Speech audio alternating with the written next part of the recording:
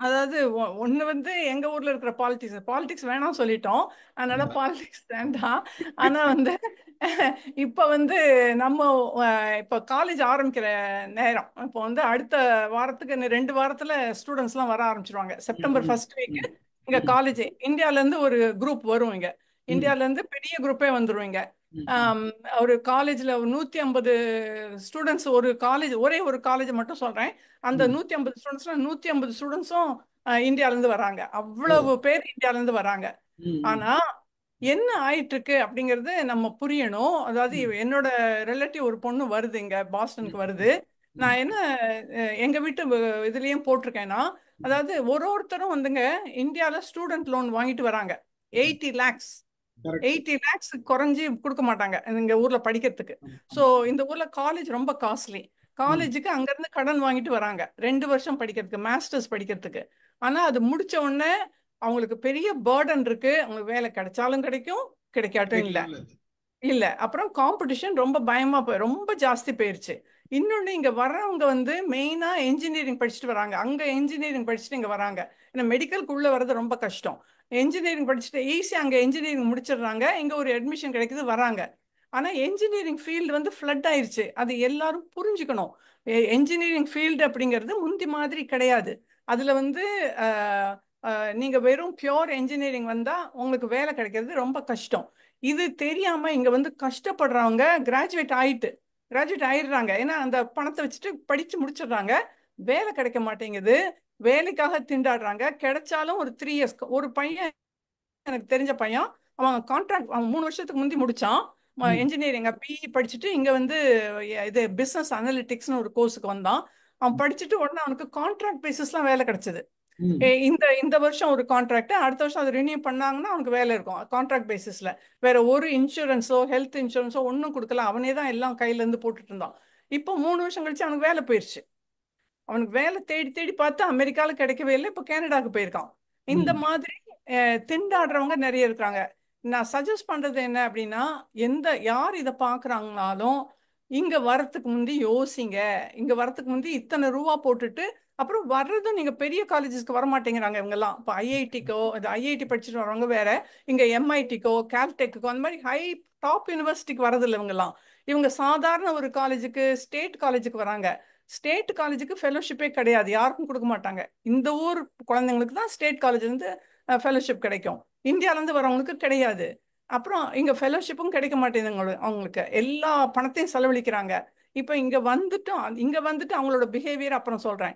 ஆனா வந்து இங்க வந்து அவங்க திண்டாடும் போது முடிச்சிட்டு வேலை கிடைக்காம இருக்கிறவங்களும், முடிச்சிட்டு கொஞ்ச நாள் வேலை இருந்துட்டு வேலை போறவங்களும் நிறைய இருக்கிறாங்க. ஸோ இங்க வரணும் அப்படின்னா பேசிக் சயின்ஸ் படிச்சுட்டு பிஹெச்டிக்கு வந்தீங்கன்னா ஸ்டைப்பன் கிடைக்கும். அப்போ 6 வருஷம்னாலும் உங்களுக்கு ஸ்டைப்பன் கொடுக்குறாங்க. அதுல கவலையே கிடையாது. நீங்க அங்க எம்எஸ்சியை முடிக்கணும், ஜிஆர்இ டோஃபல் எழுதிட்டு இங்க பிஹெச்டிக்கு இங்க வரணும். அப்படி வந்தாங்கன்னா அவங்களுக்கு சேஃப். இன்னொன்னு என்னன்னா, அதை முடிச்ச உடனே இந்த ஊர் கையில பெரிய ஹையஸ்ட் லெவல் டிகிரி கிடைச்சிருது, பிஹெச்டி. அதை வச்சுட்டு அவங்க நல்லாவே ஒரு காலேஜ் யூனிவர்சிட்டியில டீச் பண்ணலாம், ஃபார்மசூட்டிக்கலுக்கு போகலாம். ஆனா சயின்ஸை விடக்கூடாது. நம்ம ஊர்ல சயின்ஸை விட்டுட்டாங்க. அந்த என்ஜினியரிங் போய் அந்த பேசிக் சயின்ஸை விட்டுட்டாங்க. ஸோ இப்போ வர்ற குழந்தைங்களுக்கு வந்து அட்லீஸ்ட் இது மூலம் யாரெல்லாம் பார்க்குறீங்களோ அடுத்த ஜெனரேஷனையாவது சயின்ஸ்ல விட்டு பிஹெச்டிக்கு அமெரிக்கா போவோம், நான் கடன் வாங்கிட்டு அமெரிக்கா போக மாட்டேன் அப்படிங்கிற ஒரு டிட்டர்மினேஷனோட அங்க இருக்கணும்னு சொல்ல விரும்பினேன்னா அதுதான் சொல்றேன். Super, good point. நல்ல இன்ஃபர்மேஷன் தான்.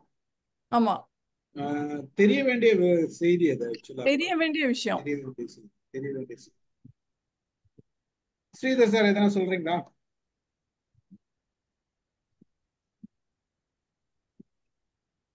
நான் அந்த காலத்திலேயே பிஹெச்டிக்கு அப்ளை பண்ண 4-5 யூனிவர்சிட்டிக்கு. பெரிய யூனிவர்சிட்டி வந்து அப்பவே இந்த பிஹெச்டி கெமிஸ்ட்ரிக்கெல்லாம் அப்பவே competition was so high. So they used to give scholarship to all this, IITs, Institutes of Science. நம்மள வந்து மெட்ராஸ் யூனிவர்சிட்டி, விவேகானந்தானா சாப்பாடு உதவான்ட்டு கடைசியில தள்ளிடுறானுங்க. So we don't get at all. Because we have tried 4-5 universities. For 2 years I tried, but I could not get. ஏதோ 2 யூனிவர்சிட்டியில வந்து மட்டும் they said you should come on your own fund for the first இயருக்கு அப்புறம் கொடுத்துருவாங்க. first year, first term, we call semester year, they call term or something like that. First term. But at that time, we don't have fund also to raise even for ticket. I went to the bank. Bank is asking collateral from the house, all blah blah and all. I got fed up. I said, forget it. Let me work in the college in industry. Let me go. Let me do it in India. But what you said is correct, because masters, if you do it in tier 1 institute, definitely you will get a better prospect. அங்க இருக்கிற employer எல்லாமே first they will go into just like how IIT institutions பார்க்குற மாதிரி தான் all employers are going to tier 1 institute தான் போறாங்க. அங்க போனதுக்கு அப்புறமேல they want to take some small amount tier 2 tier 3 ன்னு வராங்க. tier 3 ல வரவங்க they also have lot of MS students are there, chemistry, engineering எல்லாம் இருக்குது. பட் எல்லாத்துக்கும் வேலை தர முடியாது இல்லையா? It's not possible. பட் நான் படிக்கிறப்பவே கெமிஸ்ட்ரிக்கெல்லாம் the job opportunity was very tough, because some of my friends were doing postdoc for 10 years.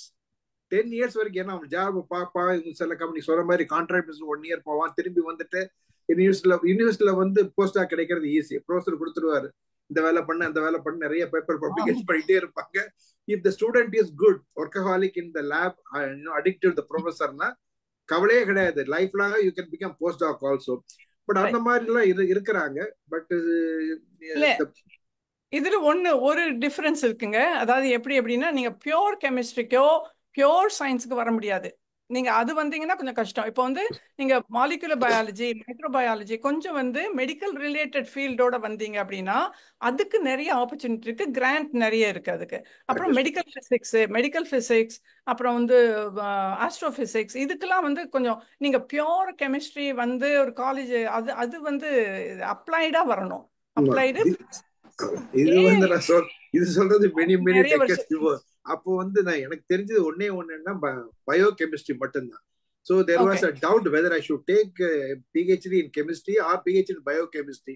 Biochemistry நிறைய chemistry படிச்சிருந்தால் biochemistry different entity இல்லையா, டிஃபரெண்ட் ஃபீல்ட்.